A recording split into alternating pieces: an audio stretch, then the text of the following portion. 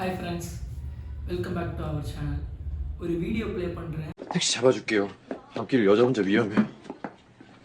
대리님이나 빨리 들어가세요. 남자들이 일찍 집에 가면 여자 혼자 밤길에도 안전하지 않겠어요? Video பார்த்துருப்பீங்க. எனக்குமே இந்த வீடியோவில் சொல்கிறது கரெக்டு அப்படின்ற மாதிரி தான் எனக்கு ஃபீல் ஆகுது. உங்களோட தாட்ஸை கமெண்ட் செக்ஷனில் ட்ராப் பண்ணுங்கள். எப்பவும் போல் ஒரு குட்டி ஸ்டோரிக்குள்ளே போனால் ஒரு 5-6 வருஷம் முன்னாடி போனோன்னா நானுமே ஒரு ஆணாதிக்கவாதி அப்படின்ற மாதிரி தான் பர்சனலாக எனக்கு ஃபீல் ஆகுது. ஏன்டா தமிழ் அப்படி சொல்கிறேன்னு பார்த்தீங்கன்னா, எனக்கு ஒரு அக்கா இருக்கு. எங்கள் வீட்டில் கொஞ்சம் ஸ்ட்ரிக்ட்டு. எங்கள் அக்கா எங்கேயுமே வெளியே விட மாட்டாங்க. ஸ்கூலு காலேஜு அப்படின்ற மாதிரி தான் எங்கள் அக்காவோட டெய்லி லைஃப் போயிட்டுருக்கும்.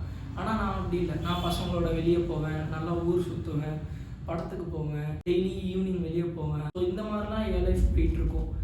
ஏன் எங்கள் அக்கா வெளியே விட மாட்டாங்கன்னு பார்த்தீங்கன்னா, ஏன்னா அவள் பொண்ணுன்னா வெளியே போகக்கூடாது, இந்த மாதிரிலாம் இருந்துச்சு எங்கள் வீட்டில்.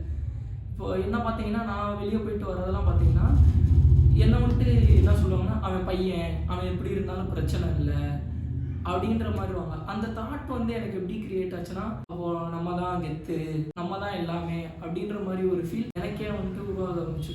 நான் சும்மா வெளியே போயிட்டு சுற்றிட்டு தான் வருவேன். எந்த வேலையெல்லாம் பார்க்க மாட்டேன். சும்மா வெளியே போய் பசங்களோட சுற்றிட்டு ஜாலியாக இருந்துட்டு வருவேன். நான் வீட்டுக்கு வந்தோடனே ஒரு ஆர்டர் எங்கள் அக்கா கிட்ட போய் தண்ணி எடுத்துட்டு வா அப்படின்னு சொல்லுவேன். அந்த மாதிரி சில பேர் சொல்லுவாங்க, அதெல்லாம் அக்கா கிட்ட நார்மலாக கேட்கறது தானே. அது ஒரு டிஃப்ரென்ஸ் இருக்குது. நம்ம சும்மா அவளை வம்பெடுக்கிறதுக்காக இது பண்ணுறதுக்காக வேலை எவ்வளோன்ற ஒன்று இருக்குது. ஒரு ஆர்டர் போடுறது அப்படின்றது ஒன்று இருக்குது. என்னோட டோன் எப்படி இருக்குன்னா, ஒரு ஆர்டர் போடுற டோனாக தான் இருக்கும் அவன் மேலே. எப்பயுமே அவளை ஆர்டர் போடுறது. இன்னொன்று ஹிட்டு லைக் எப்படி சொல்கிறதுனா, அவன் கொஞ்சம் வீக்கான பர்சன்னால அவள் என்னை ஏதாச்சும் எடுத்து பேசினான்னா நான் திருப்பி பேச மாட்டேன். நான் என்ன பண்ணேன்னா அடிச்சிருவேன். ஏன்னா நான் தான் கொஞ்சம் ஸ்ட்ராங்கான ஆனாச்சு, அதனால நான் அவளை அடிச்சிருவேன். எப்படி சொல்கிறது, அவளை அடிப்பேன். ஏதோ அவள் நமக்கு கிடைச்ச அடிமடா வீட்டில் அப்படின்ற மாதிரி தான் என்னோட தாட்ஸ்லாம் அவள் மேலே இருந்துச்சு. இந்த மாதிரி தான் என்னோட லைஃப் கொஞ்ச நாள் அப்படியே போயிட்டே இருந்துச்சு.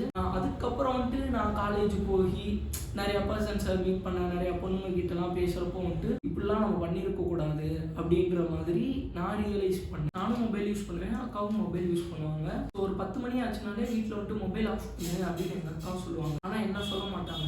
கேட்டால் அவன் பையன், அவன் எவ்வளோ நேரம் வேணாலும் யூஸ் பண்ணலாம், நீ பொண்ணு, நீ யூஸ் பண்ணக்கூடாது சொல்லுவாங்க. நான் மொபைல் யூஸ் பண்ணுறது தப்புனா 2 பேருமே யூஸ் பண்ணுறது தப்பு தான். அது ஏன் பொண்ணு மட்டும் யூஸ் பண்ணுறது தப்பு, பையன் யூஸ் பண்ணுறது தப்பு இல்லை. நீங்கள் கேர்லெஸ்ஸாக விடக்கூடாது.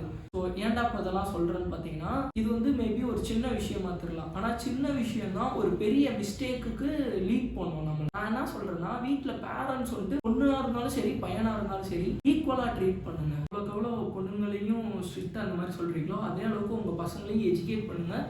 அந்த அளவுக்கு பசங்க மேலேயும் ஸ்ட்ரிக்டாக இருங்க அப்படின்னு தான் சொல்கிறேன். நீங்கள் சொல்கிற இந்த ஒரு வேர்டு லைக் பையன் தான் என்ன வேணால் பண்ணட்டுன்ற வேர்டு, அது ஒரு பெரிய மிஸ்டேக்குக்கு அந்த பையனை ஃபியூச்சரில் லீட் பண்ணும். ஸோ அதனால தான் நான் வேணான்னு சொல்கிறேன். எனக்கு தெரிஞ்ச ஒரு பொண்ணு வீட்டிலலாம் 6 மணி ஆனால் வெளியே விட மாட்டாங்க. அந்த பொண்ணு எங்ககிட்ட சொல்லும். ஸோ இந்த மாதிரி நிலைமெல்லாம் மாறணும்னா பசங்க நம்ம மாறணும் அப்படின்ற மாதிரி பர்சனலாக எனக்கு ஒரு தாட் இருக்குது.